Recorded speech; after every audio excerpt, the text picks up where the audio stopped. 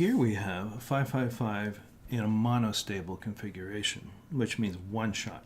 So I have a push button hooked up to trigger, and when I push that to make the trigger go low, we're going to get an output pulse of a certain duration, and that's determined by the time it takes this capacitor to charge through this resistor.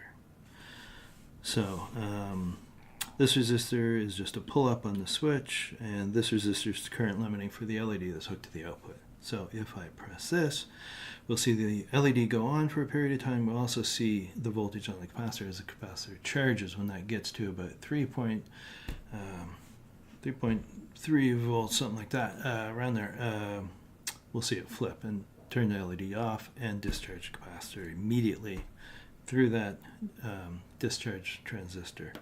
So there we go. All right, watch it again. Light goes on, turns off, and it stays that way. That's why it's called monostable. It's stable in this off state, and we have to do something to put it into the on state, and then it goes back to the off state and sits there happily. Watching the voltage, we'll see it start to charge, gets to about 3.3. The resolution, timing of this meter isn't the greatest to see that, but you'll see it goes up and then immediately discharges.